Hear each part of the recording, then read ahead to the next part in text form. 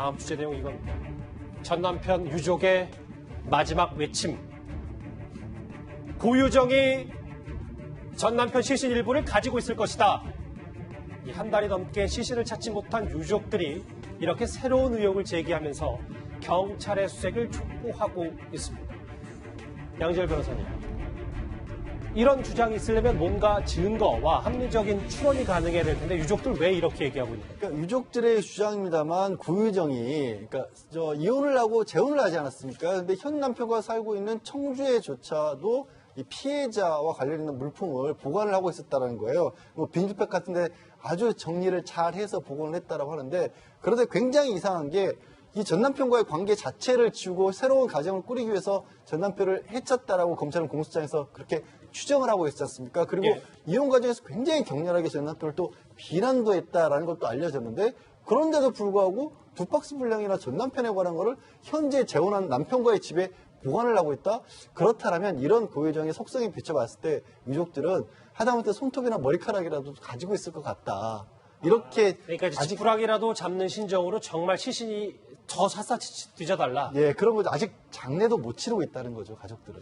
왜냐하면 유족들의 말도 아예 말이 안 되는 게 아닌 게 예. 최진봉 교수님, 이 고유정이 전 남편의 연애 편지, 커플링, 찢어진 편지 다 보관하고 있단 말이에요. 그러니까요. 상자 두 상자 정도라고 얘기해요. 본인이 재혼을 했잖아요. 재혼한 청주의 아파트에 저걸 가지고 왔다는 거 아니겠습니까? 예. 그렇다고 하면 본인이 소중하게 생각하는 것이라고 판단할 수밖에 없는데, 그 박스 안에 모 언론의 보도에 따르면 연애 편지, 그래 커플링에는 이니셜이 적혀 있어요. 두 사람의 이니셜이. 영문 이니셜이 적혀 있는 커플링, 그리고 찢어진 편지도 본인이 찢은 겁니다. 아마 편지 내용을 보고 화가 나서 찢은 것 같아요. 그것까지도 보관하고 있었다고 하면 고유정의 특성이 일반인과 좀 다르다. 보통은 헤어지거나, 지금 본인이 실제 사람을 죽인 사람이잖아요. 살해한 사람의 그 기억과 추억들이 남아있는 것들을 그대로 갖고 있다고 하면 고유정이 일반적인 사람의 생각과는 다른 생각을 갖고 있는 분이 아닌가 하는 생각이 듭니다.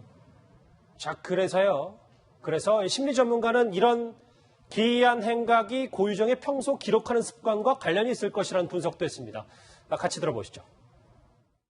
자신의 모든 일거수일투족을 기록을 해서 자신의 심리적 허무함을 보상하려고 했던 거거든요. 그렇기 때문에 전 남편과의 편지와 커플링도 일종의 자신의 살아온 역사라고 생각하게 되면은 그거를 가지고 있었던 거는 전 남편을 사랑해서가 아니라 그게 일종의 자신의 삶에 해당되는 부분이었기 때문에 본인이 갖고 있었던 거예요. 심리 전문가 최명기 전문의에 따르면 양지열 변호사님, 어쨌든 심리적 허무함을 보상한다. 일종의 자신의 삶에 해당하는 부분이기 때문에 갖고 있을 것이다. 라는 분석. 그러면 시신도 배제할 수 없다. 그런 어떤 분석을 뒷받침해주고 있는 게 사실 이제 검찰을 통해서 고유정이 당시 범행을 했을 것으로 알려진 시간, 장소에서 그때도 사진을 찍었다는 거 아니겠습니까? 지금 화면에 나가는 것처럼 전 남편, 해친 남편의 신발을 사진을 찍고 그 당시에 시각을 찍고 있고, 저걸 근거로 해서 사실은 공소장에 범죄 시각을 적었거든요. 그리고 어쩌면 남편의 치는 도구가 됐을지 모를 그 칼에 든 졸피들이 들었을 걸로 추정되는 칼에도 찍었고, 또 심지어 시신을 일부가 담겼을 걸로 생각되는 그 가방조차 배 위에서 버리기 전에 사진을 찍었잖아요. 그러니까 저런 분석에 그쳐낸다 보면 저 역시도 그럴 수도 있겠구나 하는 생각이 굉장히 무섭지만 드네요. 그러니까 뭐 유족들에게는 시신의 뭐 일부 엄청난 부분이 아니라 손톱과 머리카락 정말 작은 부분이라도 말하는 거잖아요. 그러니까 저게 또 어떤 그거는요, 이제 범죄를 저지르는 사람들 중에서 이른바 그 트로피처럼, 그거를 상징물처럼 자기의 범죄의 기록을, 말씀하신 머리카락이나 이런 것들을 수집하는 사람들도 있었거든요. 그러니까 고유정이 여러 가지 수집벽에 더해서 사람까지 해칠 정도의 성향이라면 충분히 그럴 수 있다라는 생각을 저도 하게 되네요.